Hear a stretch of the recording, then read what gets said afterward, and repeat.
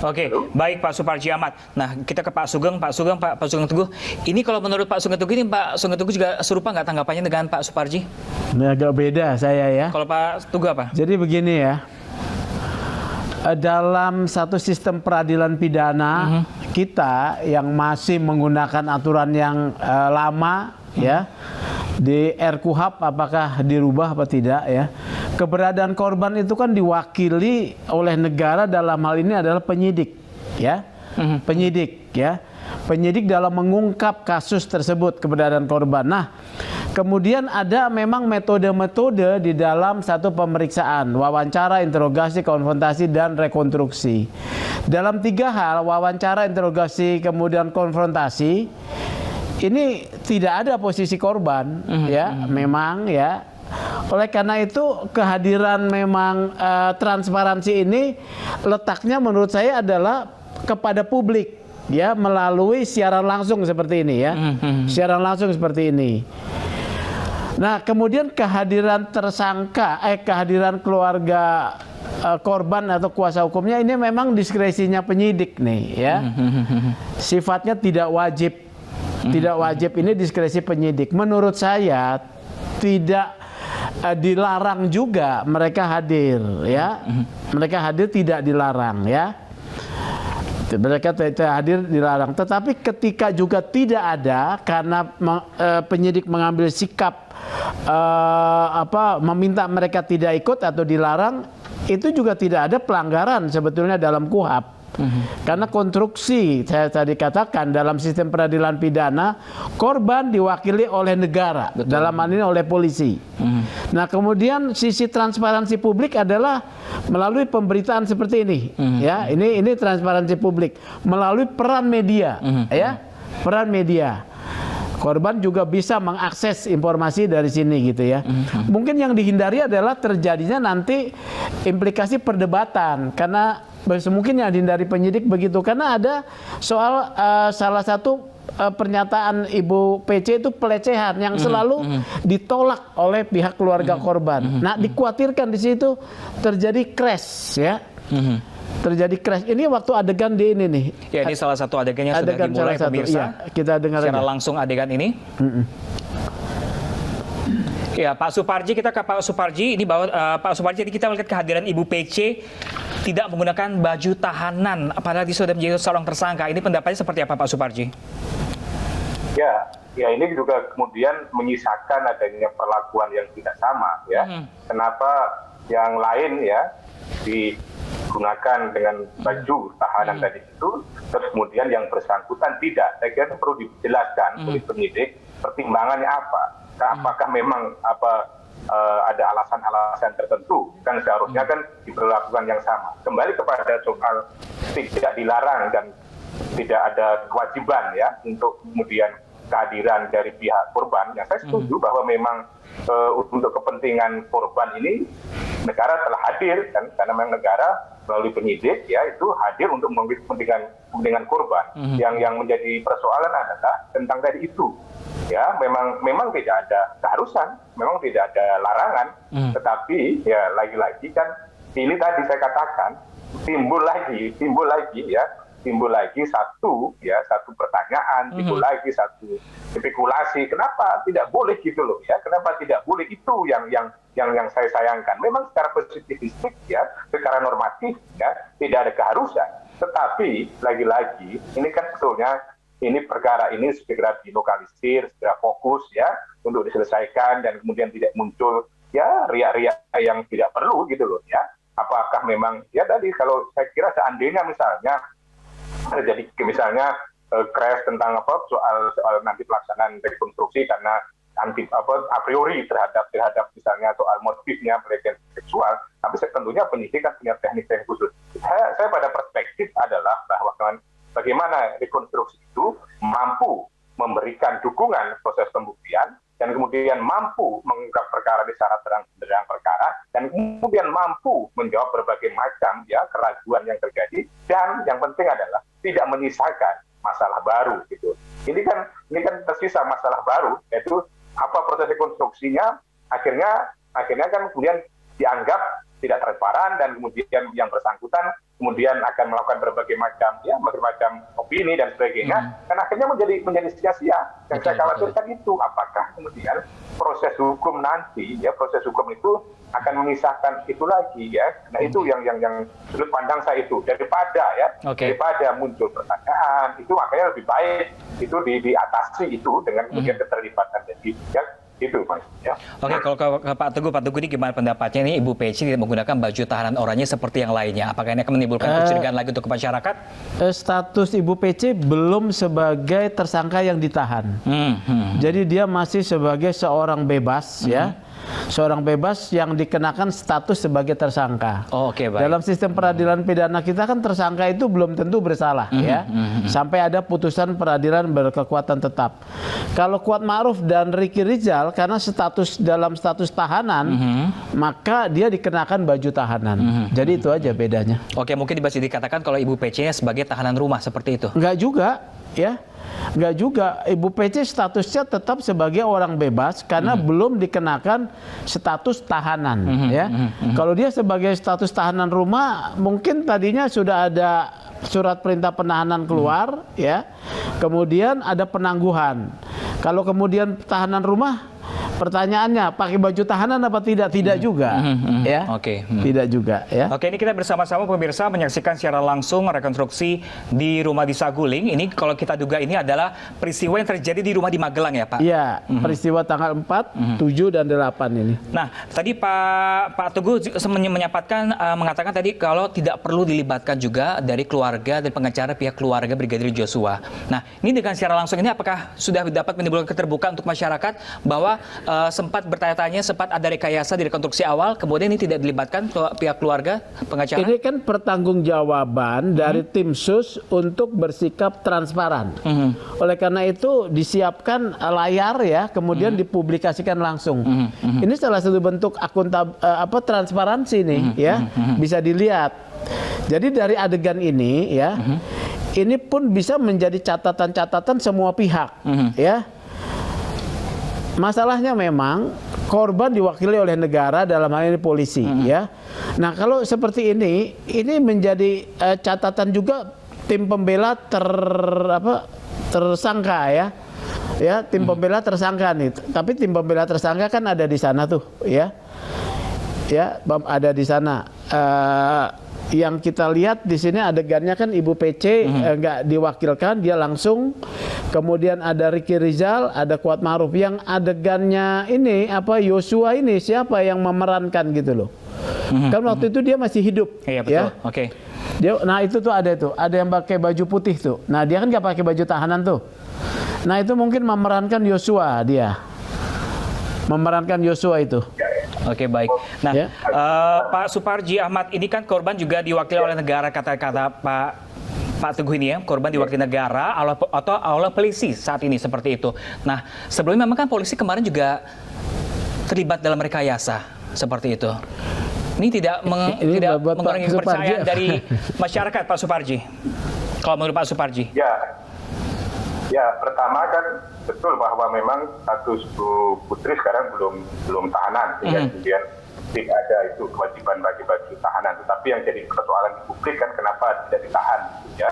Yang itu kemudian menimbulkan dianggap perlakuan yang berbeda dan sudah dijelaskan alasan subjektif, ya, misalnya penyidik merasa tidak khawatir melarikan diri, tidak menghilangkan barang bukti, tidak mengulang tindak pidananya, dan juga alasan medis. Itu yang menimbulkan pertanyaan oleh publik. Nah, kemudian yang kedua adalah kenapa masih dipertanyakan soal transparansi, dikhawatirkan itu dalam pandangan ya, dalam perspektif ya, representasi negara yang merupakan representasi dari warga negara dalam hal ini korban, itu adegan-adegannya dianggap tidak sesuai dengan fakta. Itu yang memang menjadi berat di situ gitu ya. Meskipun negara telah berusaha sebaik mungkin mewakili kepentingan warga negaranya, dalam hal ini adalah korban dan keluarga, itu nanti masih menimbulkan pertanyaan apa itu adegan yang sebenarnya. Disitulah persoalan yang serius yang terjadi dalam proses penegakan hukum, mengingat dari awal, sekali lagi dari awal, ada sesuatu yang tidak faktual gitu loh. Sehingga turunannya tidak mudah mengembalikan ya kepercayaan itu. Oke, baik, kita ke Pak Teguh. Pak Teguh, kalau Pak Teguh bilang ini dikhawatirkan nggak terjadi rekayasa kembali seperti rekonstruksi di awal, meskipun tidak melibatkan sejumlah kuasa hukum dari korban ataupun dari tersangka lainnya. Publik akan bersama-sama menilai nih, ya, apakah akan terjadi lagi rekayasa ya? Tentunya tidak, ya, karena rekonstruksi ini dibangun atas dasar keterangan semua pihak, saksi dan tersangka, ya, yang ada di lokasi kejadian. Itu yang pertama, ya. Kemudian yang kedua, ya, dengan ditampilkan terbuka seperti ini, artinya tim sus bersedia untuk mendapatkan kritik, masukan. Ini pertaruhan tim sus loh, ya. Pertaruhan tim sus ini. Bahkan tidak pernah ada rekonstruksi yang seterbuka ini. Ini karena memang arahan presiden transparan, jangan ada ditutup-tutupi, ya tampil, ya. Jadi tanpa mau menyatakan bahwa ini semua benar, ya, saya mau katakan ada hak publik untuk menilai dengan dibuka, ya, media bisa melihat ini. Nah, ini kan Yosua diwakili oleh itu, ya, diperagakan oleh peran pengganti, ya, betul, ya, peran pengganti. Nah, di sini kan yang kejadian tanggal 4, 7 dan 8. Pernyataan Ibu Putri sampai sekarang masih soal pelecehan. Ini kalau ada pengacaranya ada di sana, mungkin yang dikhawatirkan terjadi perdebatan. Padahal pengacara bukan bagian dari rekonstruksi, ya. Itu mungkin yang dicegah oleh penyidik, ya. Mungkin, ya, saya sih menduga. Karena kan memang pengacara mereka kan emang ekspresif, ya. Ekspresif, ya. Dan itu saya rasa wajar, ya, membela kliennya. Harus ekspresif, kemudian ofensif, ya, itu wajar. Karena tindakan mereka yang ofensif, ekspresif terbuka kan kasus ini, ya. Selain IPW yang membuka seperti mulai tanggal 11 Juli, IPW yang membuka kasus ini ketika masih gelap. Oke. Ya. Oke. Ini kita lihat ini masih dalam rekonstruksi di adegan ranjang, mungkin bisa kita katakan, ya. Ibu PC dari tadi hanya di atas ranjang. Ya. Mungkin ini dikatakan Ibu PC yang bersikukuh bahwa peristiwa pelecehan itu benar terjadi, seperti itu. Ada adegan Kuat Ma'ruf ada duduk di bawah. Nah, ini yang belum pernah tampil dalam keterangan, ya. Kuat Ma'ruf ada di lokasi ini, dia melihatnya berarti dari dekat, ya.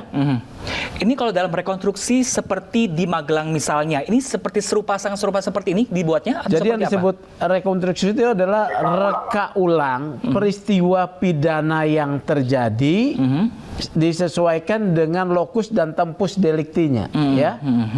Dari reka ulang itu diharapkan didapatkan satu keyakinan dari penyidik bahwa peristiwa pidana yang terjadi sama seperti yang direkonstruksikan. Ini nanti untuk menetapkan unsur-unsur pidananya juga nih, ya. Motif terutama. Nah, ini kan tadi Kuat Ma'ruf tuh mau mengatakan saya melihat si Yosua duduk di bawah. Jadi nah sekarang Yosua duduk di bawah. Ya, kita ke Pak Suparji. Pak Suparji, ini Ibu PC apakah bersikukuh dengan pernyataan awalnya bahwa ini telah terjadi pelecehan seksual? Kalau menurut Anda sendiri seperti apa melihat dari rekonstruksi ini? Ya, dari rekonstruksi memang masih belum terlihat, meskipun kemudian kita lihat adegan di atas di ranjang Ibu Putri tadi, kemudian ada Joshua di situ, ya, dengan peran penggantinya.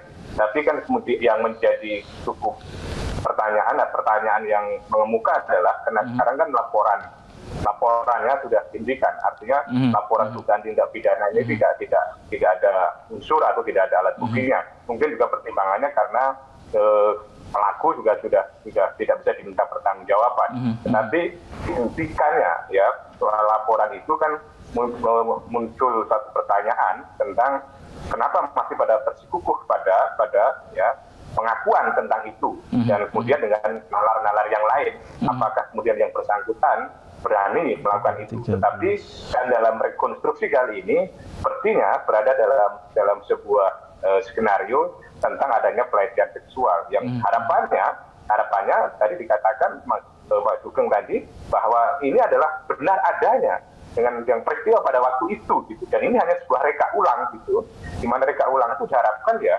tidak ada yang ditambahi, tidak ada yang dikurangi dan lain sebagainya, kecuali korban yang sudah tiada.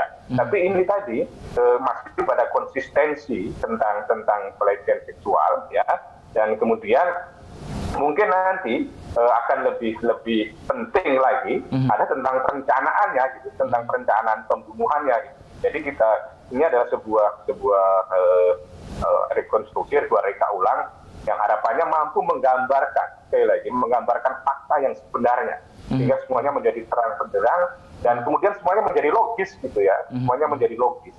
Karena persoalan yang juga muncul selama ini adalah dianggap tidak logis gitu loh. Nah, logika yang tidak terjawab selama ini diharapkan terjawab dengan adanya reka ulang hari ini gitu ya. Oke, baik. Kita ke Pak Teguh. Pak Teguh, ini kan kita tidak mengetahui ini adegan-adegan apa sebenarnya, sesungguhnya sejelas seperti apa. Apakah benar itu adegan ketika adegan? Itu lihat ada, ini kan adegan ke-14 nih. Ada kan angka 13 nih. Ini adegan ke-13 nih ya. Jadi ini adegan mereka sedang tidur, ya, sedang tidur. Yosua tidur dengan bersama si itu yang Ricky, ya. Ricky, betul. Ricky, kemudian ya kemudian Kuat Ma'ruf dengan Baradae ini ada nih. Itu ada Baradae ya? Iya betul, sudah ada 1, 2, 3, 4, ada Baradae, Kuat Ma'ruf, ya, ada Ricky juga di sana, Ricky Rizal. Iya, berarti ini di sini Baradae sudah tampil. Nah ini kan Baradae nih. Iya. Ini kan misalnya dia adegan tidur di itu ya. Baradae itu. Yang lebih jelas di sebelah kiri, Pak Teguh. Iya, Baradae yang mana ya? Kita belum bisa melihat dengan jelas pemirsa bagaimana tulisannya yang melekat di baju merah semua ini tersangka. Tersangka semua ini baju orange nih. Kalau kita bisa menduga yang bagian agak tubuhnya sana Baradae di sana tuh. Ya, Baradae di sana. Dia tampil ya. Tadi kan kita dia di sebelah Brigadir Joshua ya. Ya di sini siapa ya? Kuat Ma'ruf bersama dengan Ricky Rizal ini ya. Ini siapa ini ya? Ini Kuat Ma'ruf. Kalau ini Ricky Rizal ya, Baradae di sana ya. Iya, Baradae bersebelahan dengan Brigadir Joshua. Iya.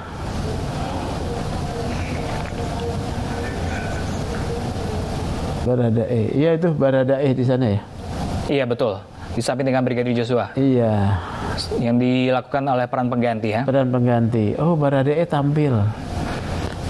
Ya syukurlah dia tampil lihat. Nah, maksudnya gimana ini Pak Teguh dengan penampilan adanya Baradae di lokasi rekonstruksi artinya seperti apa? Kan ada sebenarnya Pak Teguh ini agak Iya, saya khawatir Baradae psikologisnya tidak kuat. Ternyata tadi sudah disampaikan oleh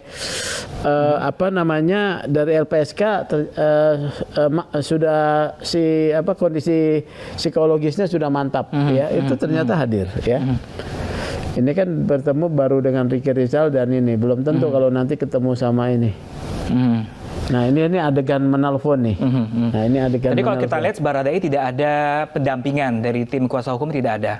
Apakah ini udah termasuk keamanan untuk dirinya? Tidak ada intimidasi dari tersangka lainnya? Ada ya, ada tim kuasa hukumnya datang ya. Ada tadi ya. Saya rasa. Nah Baradae kan dijaga dilindungi oleh LPSK dan juga aparat keamanan.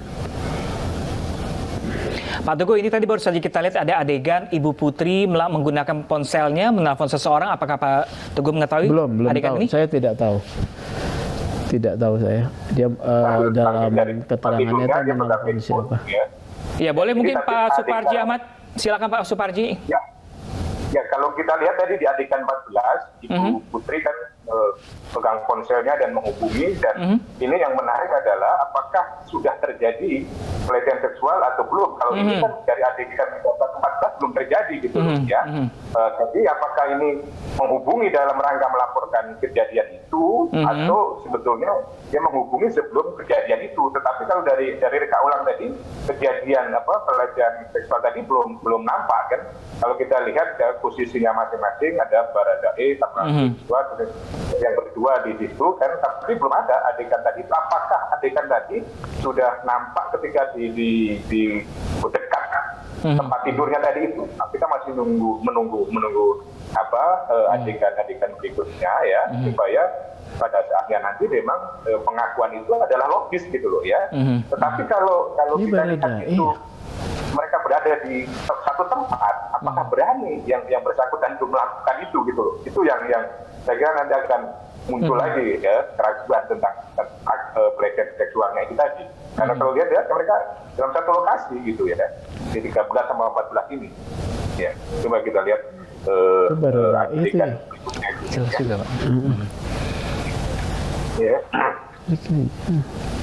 Ini antara Baradae atau Ricky Rizal ya? Ya. Kalau tadi Baradae kan dekat dengan Nggak kelihatan. wah kan. Sebelah.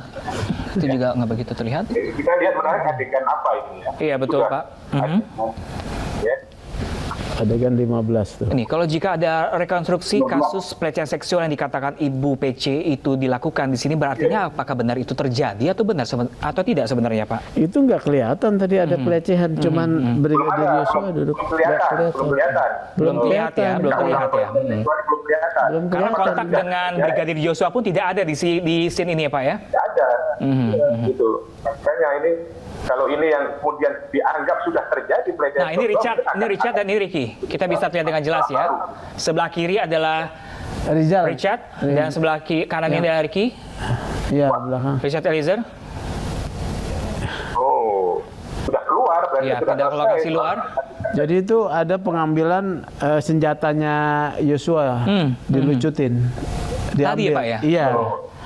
Jadi senjata Yosua diambil. Itu Mas, yang menarik itu berarti adegan pelecehan seksual nggak nampak di situ tadi kan? Nggak ada pelecehan. Tidak tampak. Nggak ada. Jadi salah satu rekonstruksi adalah untuk memastikan juga bahwa apakah tindakan pelecehan seksual itu ada atau tidaknya, seperti itu ya, Pak ya? Iya. Oh, gitu loh. Kan ini malah menjadi buyar lagi kan gitu. Kalau dianggap ini adalah karena faktor pelecehan Ini sudah seksual akibatnya, kan? Ini mau mengarah Jakarta. Sudah memegang senjata tampaknya? Enggak, itu kan ada dari berita kan ada diambilnya senjata. Nah, Senjatanya siapa? ini Ricky dan juga Baradae. Iya. Ini Ricky. Ya, ini sudah meninggalkan rumah Magelang kan ini kan? Iya, betul. Ya itu tadi yang itu lucunya di situ tadi, bagaimana adegan reka ulang terjadinya itu, apakah mungkin saja karena apa ditonton oleh publik ya, mungkin karena tidak etis atau tidak layak sehingga itu ditutupi gitu ya, tidak direka ulang gitu ya. Karena kalau ini kan masalah yang sensitif ya. Baik Pak Suparji, kalau menurut Pak Teguh sendiri ini kalau ada tindakan seksual, apakah boleh ditunjukkan juga dalam rekonstruksi atau seperti apa? Enggak, hanya persentuhan fisik harus dilakukan, ya. Misalnya dia memegang itu kan bukan sesuatu yang biasa saja. Ya katanya dia membopong, itu tidak ada sama sekali kontak fisik ya. Dia hanya duduk, ya. Dia hanya duduk di bawah tempat tidur tuh. Jadi nggak ada persentuhan fisik. Makanya di mana pelecehan seksualnya gitu loh. Oke, kita masih bertanya pemirsa, tindakan pelecehan seksual yang selalu dituduhkan oleh Ibu PC terhadap Brigadir Joshua tidak ada kontak fisik. Iya. Bahwa dalam rekonstruksi ini antara Brigadir Joshua dengan Ibu PC, pemirsa. Iya. Jadi masih menimbulkan tanda tanya lagi gitu loh. Ya, dan ini kan nggak akan mundur ke belakang kan. Artinya sudah selesai dianggap adegan itu kan, karena sudah mau pindah tempat kan. Ya. Tapi memang mungkin ini fokus pada upaya pemenuhan 340-nya, ya, pembunuhan perencanaannya, ya, di mana dia merencanakannya. Ini Baradae ini di depan nih. Motifnya masih belum terjawab. Iya, ini Baradae terlihat sudah memasuki mobil. Ini tampaknya dari posisinya kalau kita duga-duga dari Magelang menuju ke Jakarta ya. Iya, mau berangkat. 18 adegan. Ini sudah adegan ke-18 ya? Iya betul, 18 adegan ada di Magelang pemirsa. Ini adegan 16 deh, Pak. 16 adegan ada di Magelang. Dan selanjutnya nanti mereka akan beralih ke Saguling. Iya. Nantinya ada sebanyak 35 adegan akan direkonstruksi ulang. Terus sopirnya siapa? Jadi ini mungkin ya, karena kalau pertimbangannya soal etika ya, soal sentuhan tadi sebenarnya tidak menjadi persoalan ya, tapi yang memang kemudian menjawab memang motif itu ada gitu loh ya, tindakan itu ada gitu ya. Nah, mengkonfirmasi tentang pengakuan yang bersangkutan. Dan ini kalau begini jadinya kan mungkin ya tidak bersesuaian dengan alat bukti yang lain gitu, ya. Dan ini mungkin akan semakin Ibu itu, ini Baradae satu mobil ternyata dengan Ibu PC di belakangnya. dan Susi, ya. terus Mbok Kuat Ma'ruf tuh. Itu sebelah kanan siapa ya Pak? Sebelah Kuat Ibu Ma'ruf, PC. sebelah Ibu PC Susi, saksi, ya. Susi saksi dan yang dikendari oleh Kuat Ma'ruf ya sebagai Iya. sopir ya. Iya, Kuat Ma'ruf dan Baradae, ya. Dia udah nggak. Ya, Joshua-nya? Yosua-nya nggak satu mobil. Yosua di mobil lain. Di mobil ya, dia udah bisa mobil lain kan. Iya, berdasarkan CCTV yang sudah beberapa hari lalu kita pernah saksikan bersama juga ada beberapa mobil ya Pak, iring-iringan mobil ya Pak ya. Ya, tapi kan dianggap selama ini katanya masih dampingi gitu-gitu kan ya. Makanya kemudian tidak rasional kalau kemudian ada pelecehan seksual kok masih mau didampingi dari Magelang sampai Jakarta. Ternyata dalam reka ulang ini tidak dalam satu mobil kan. Gitu. Ya. Ya. Ini tinggal tunggu adegan berikutnya. Tapi nggak ada persentuhan fisik. Tapi Ya, ini- komunikasinya juga tadi, berarti kan dianggap pelecehan seksual itu terjadi sebelum melakukan komunikasi handphone tadi itu, sebelum Bu Iya. Pece mengangkat handphonenya gitu loh. Oke, Ya. ini kalau dari Pak Teguh ini sudah memastikan, sudah meyakini bahwa tidak ada bersentuhan fisik ya Pak ya, berarti tidak adanya ada kontak fisik antara Brigadir Joshua dengan Ibu PC, artinya tidak ada tindakan pelecehan seksual di situ. Kalau menurut Pak Suparji Ahmad sendiri seperti apa tadi melihat rekonstruksi barusan di dalam rumah yang diperagakan atau diagendakan ulangan tempatnya di Magelang seperti ini? Ya kalau kita melihat apa yang terjadi dalam rekonstruksi tadi, pelecehan seksual tidak tergambar di situ ya. Sentuhan fisik pun juga tidak tergambar ya.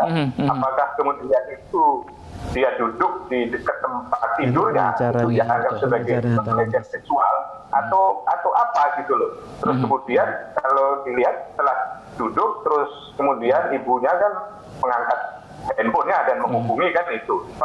Apakah dalam rentang waktu itu terjadinya pelecehan seksual? Tetapi kalau kita lihat secara terang-terang tidak nampak ya adegan pelecehan seksual itu. Inilah yang sebetulnya kemudian menimbulkan satu tanda tanya sampai jauh mana tentang pelecehan seksual itu terjadi.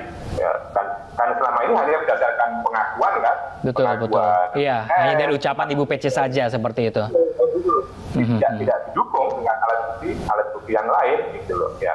Ini akhirnya kan menimbulkan satu pertanyaan. Lalu kalau itu tidak terjadi berarti motifnya ada yang lain dong kan itu nanti akan Tadi kita sempat juga melihat bahwa Baradae ini tadi disamperin oleh kuasa hukumnya Roni Talapesi ini sebagai bentuk pendampingan untuk Baradae sebagai justice kolaborator seperti itu. Ya, saya kira itu penting ya. Saya kira Baradae mampu melakukan dan mampu menyampaikan apa yang memang betul-betul dilihat, didengar, dialami secara langsung gitu ya. Dan kemudian tidak dalam tekanan, tidak dalam paksaan, ya, tidak dalam kekhilafan, ya. Sehingga kemudian itu yang disampaikan adalah benar adanya, gitu. Jangan sampai merasa tertekan, kemudian mereka-reka apa yang dilakukan, atau jangan sampai kemudian sedang tidak sehat jiwanya, hilaf melakukan itu. Maka pendampingan itu oleh pengacaranya, oleh LPSK, itu menjadi sesuatu yang penting, mengingat kedudukannya sangat penting dalam perkara ini gitu loh. Kalau dia tahu, bahwa dia mengalami, bahwa dia mendengar secara langsung, kapasitasnya sangat ditunggu untuk membuat terang-benderang perkara ini. Ini kalau kita lihat dari tayangan, ini ada dua mobil depan belakang. Kalau ini kita lihat di mobil pertama di depan tidak ada Brigadir Joshua di dalamnya, mungkin di mobil belakang ya Pak ya? Iya, belum kelihatan adegan Joshua masuk ke mobil, belum kelihatan. Tapi mobilnya beda ya, tentunya karena tidak mungkin satu mobil karena dalam mobil yang pertama tadi sudah penuh kan. Sudah penuh. Ada Susi sebagai saksi, Ibu PC, Kuat Ma'ruf sebagai sopir, dan juga ada Baradae di bagian depan sebelah kiri sebagai penumpang. Nah, Ricky di mana? Beda mobil Ya. kan. Ya, beda. Ricky belum terlihat juga di sini. Ini sudah adegan berapa? Ya, 16. 19 ya. Ya. Ini tampaknya sempat berganti posisi tadi Kuat Ma'ruf dengan Baradae. Iya, ganti. Mohon maaf lah.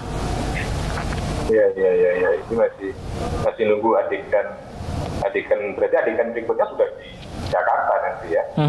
Dalam mereka. Betul. Dianggap pada posisi itu ya. Di rumah pribadi dia Di Saguling ya, Saguling 3 Jakarta Selatan. Itu adegan yang penting akan direka ulang berikutnya. Itulah mungkin akan direka ulang komunikasi ketemu dengan FX-nya ya, ketemu FX-nya di situ mungkin ya untuk adegan berikutnya. Sehingga sampai pada perencanaan. Ya. Nah ini menurut saya ini kan semua tahu jadinya kan, tahu tentang reka ulang ini, dan dengan apa yang terjadi itu kan itu tadi masih Ya, ini kita lihat. Tampaknya tadi adegan dari Magelang sudah selesai dan sekarang menuju ke Jakarta sudah tiba. Tampaknya sudah mulai memasuki ke kediaman Ferdy Sambo di Saguling 3 ini pemirsa, dan Pak Teguh dan juga ada Pak Sambo Suparji nih. bisa melihat secara langsung bagaimana adegannya. Nah, Sambo pakai baju kuning nggak? Orange nggak? Kan yang datang Sambo duluan. Ya. Sambo duluan yang datang sama Ricky Rizal. Oke, kalau menurut dari Pak Teguh ya, Iya. Pak Ferdy Sambo sudah ada tiba di rumah di Saguling ini ya. Iya, harusnya udah. Seharusnya. Itu begitu ya. Mana nih? Mana nih beliau nih? Ini dalam rumahnya ya, mana yang Ferdy Sambonya ya.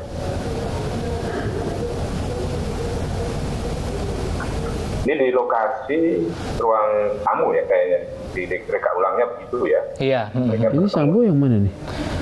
Dari sejak tadi kami belum melihat ya semuanya untuk Ferdy Sambo belum terlihat dalam rekonstruksi di adegan kali ini. Oh, ini Sambo nih.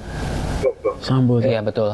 Diikat gitu. Ya, ini kita bisa melihat pemirsa, ini Ferdy Sambo menggunakan baju oranye dengan kemeja berkerah Putih itu ya. putih. Putih ya.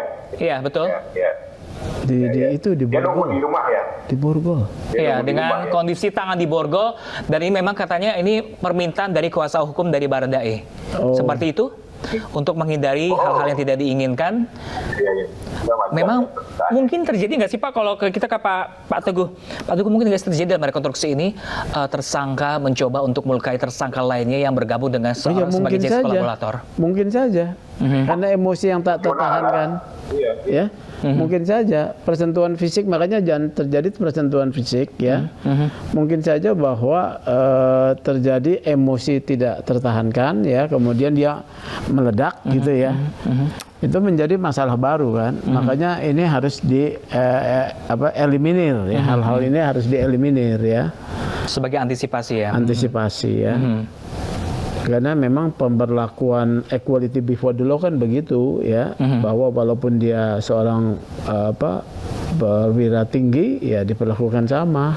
Nah, Pak Teguh ini sudah melihat ada Ferdy Sambo dalam rekonstruksi kali ini, artinya bahwa kejadian ini sudah berpindah lokasi di Jakarta seperti itu. Iya, Saguling waktu beliau ini kan datang dulu ya, datang lebih awal daripada.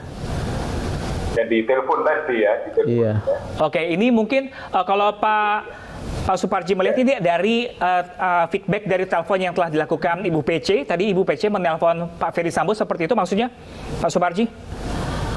Ya, saya kira kalau apa yang dihubungi tadi, komunikasi dari Ibu PC tadi, kemungkinan besar ya, kemungkinan besar itu adalah pada Ferdy Sambo. Tapi sebetulnya tadi akan menarik seandainya juga ketika yang bersangkutan Saya telepon, sedih kalau melihat yang begitu. yang dihubungi juga ketahuan mengangkat teleponnya gitu ya. Maka ini kalau melihat dari reka ulang ini, sepertinya Ferdy Sambo sudah dihubungi, terus kemudian dia sudah siap-siap menyambut kedatangan Ibu PC dan rombongan, dan baru berikutnya mungkin menyiapkan tentang upaya pembangunan, menjaga marwah harkat martabat pendapat keluarganya gitu ya. Jadi kita lihat, kita berasumsi bahwa sebetulnya komunikasi tadi ada komunikasi dengan Sambo. Ini kita bisa melihat dengan jelas wajah dari Ferdy Sambo, tersangka utama atau otak dari pembunuhan Brigadir Joshua. Kalau Pak Teguh melihatnya seperti apa ekspresi yang ditampilkan? Saya tidak mau berkomentar karena saya bukan ahli ya soal membaca wajah ya. Saya merasa sedih saja. Sedih ya. Sedih ya. Beliau lepas kontrol seperti ini ya. Itu aja. Saya tidak yang sungguh biar itu wilayahnya orang yang mempunyai keahlian membaca wajah lah, bukan saya ya. Ya, saya kira kalau dilihat dari apa? Silakan Pak Suparji. Ada ketegangan dan kemudian ada semacam apa ya? Penyesalan yang mendalam gitu ya. Ada kemudian seperti sorot matanya hampa gitu ya. Mungkin bayangan kenapa bisa terjadi seperti ini gitu, mungkin pertanyaannya gitu ya. Kenapa dulu seperti terjadi seperti ini gitu ya.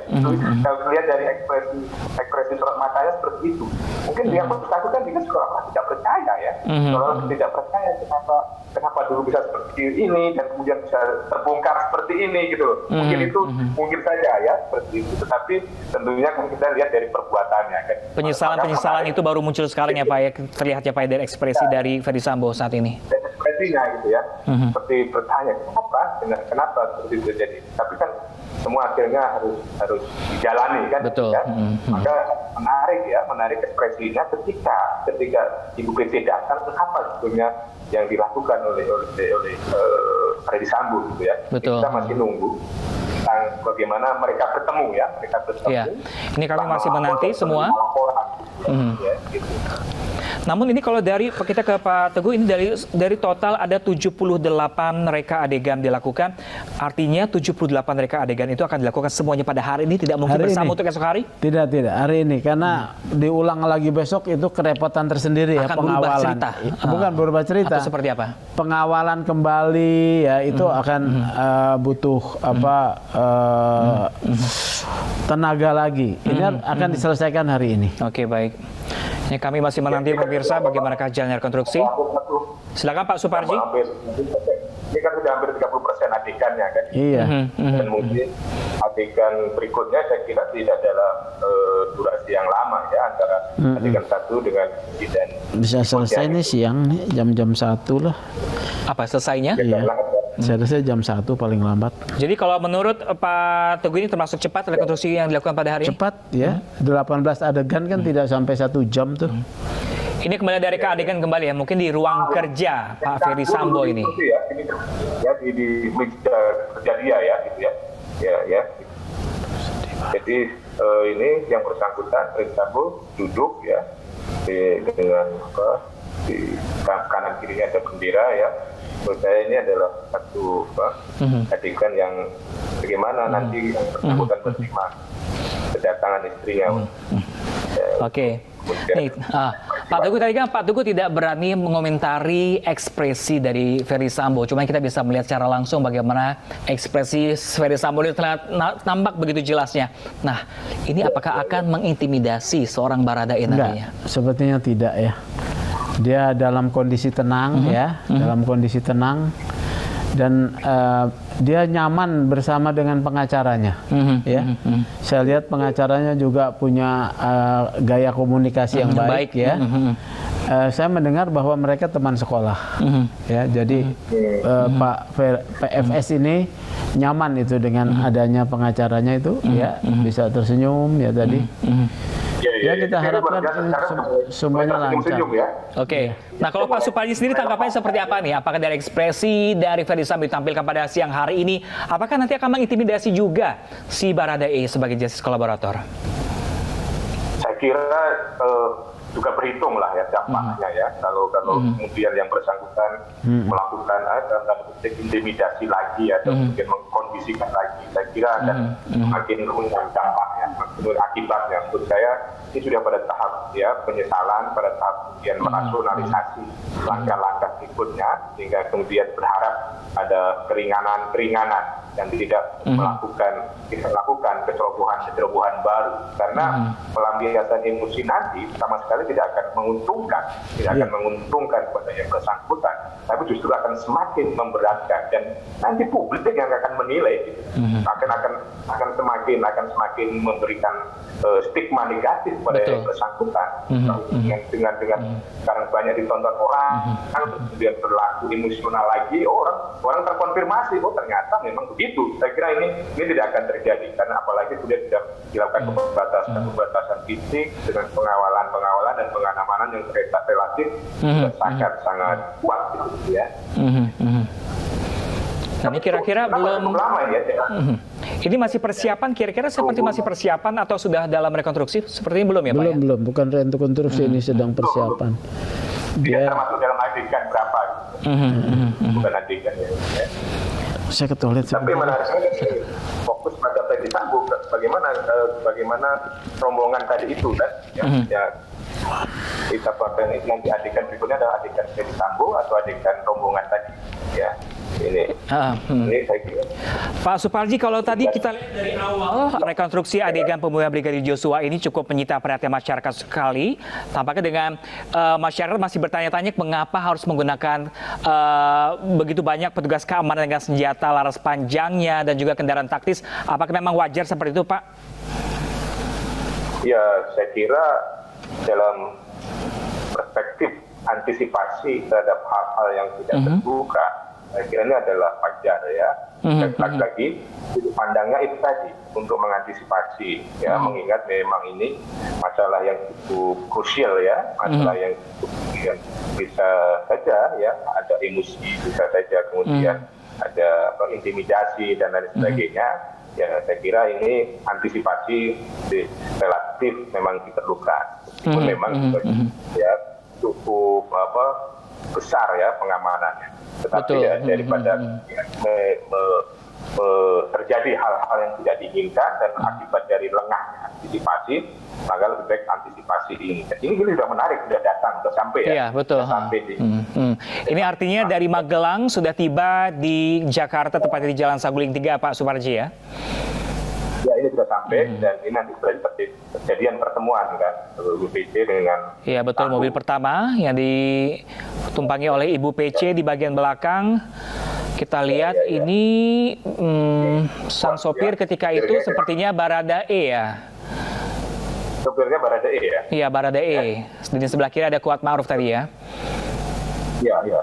Ibunya udah keluar ya, Ibu PC masih berada di dalam mobil, Pak, kalau kita lihat dari sini. Dari mobil, tapi sudah sampai di rumahnya ya. Iya, betul. Sudah tiba di Jalan Saguling 3. Dan ini nggak kelihatan Ferdy Sambo keluar rumah menyambut. Betul, gitu ya. betul. Jadi, nah, ini baru ada adegan di mana Ibu Putri Candrawati sudah mulai turun dan keluar dari mobil setelah perjalanan dari Magelang menuju Jakarta, tepatnya di Jalan Saguling 3, tepatnya di kediaman rumah pribadi dari Ferdy Sambo. Ya. Dia duduknya di samping kanan ya? Iya, samping kanan, tepat di belakang sopir. Ya, gitu. Jadi ada yang kurang pas kayaknya dibuka. Apa Bapak? Kalau Bapak melihat apa nih? Apa yang kurang pas dari adegan seperti ini? Adegan ini? Ya, kan biasanya ya kalau tidak salah, atau mungkin karena memang masing-masing orang dia duduk di belakang sopir ya. Gitu. Jadinya kan kebanyakan juragan itu ada di tidak persis belakang supir ya, tetapi ya mungkin ini masing-masing nyamannya di mana ya. Nah, ini kita tadi kok dibuka terus ditutup lagi, apakah mungkin belum siap adegan berikutnya ya, dari polisi, dari penyidiknya ini ya, karena ini satu adegan yang cukup penting ya, bagaimana pertemuan antara keduanya gitu. Iya, betul. Nah, kita lihat bersama-sama Ibu PC sudah keluar dari mobil. Ya, keluar dari mobil, memasuki rumahnya, ya. Oh, ternyata Ferdy Sambo tenang ya, tenang di dalam rumah ya, tidak menyambut di luar, ya. Dia tenang masuk ke dalam rumah. Ya. Gitu. Bikin orang pikir dua kali sebelum beredar. Kameranya menarik untuk mengarah ke sana, keduanya itu, supaya kelihatan. Ini juga nampak sepertinya ini memang kuasa hukum dari Baradae ini selalu mendampingi kemanapun Baradae ada di situ ya. Roni Talapesi selalu mendampingi. Ya ini apalagi apalagi di posisi ini kan posisi yang krusial kan. Iya, betul. Karena nanti Baradae akan ketemu dengan Ferdy Sambo kan. Kita lihat juga ini gestur dari Roni Talapesi menepuk-tepuk pundak dari Baradae juga kita lihat. Ya, saya kira itu membesarkan ya. Iya, betul. Kuat ya. Menguatkan ya. Karena ini kan menguatkan supaya kemudian tidak ragu-ragu menyampaikan kebenaran, menyampaikan apa yang dialami. Ya, Pak Sugeng. Ya. Kita lihat ini sudah turun Ibu PC-nya. Ya. Dan ternyata yang mengendarai mobil dari Magelang ke Jakarta adalah Baradae di depan. Tadi kita juga sempat melihat ada kontak fisik antara Baradae dengan kuasa hukumnya, di mana sepertinya seakan-akan kuasa hukum Roni Talapesi ini memberikan kekuatan kepada Baradae. Baradae ya.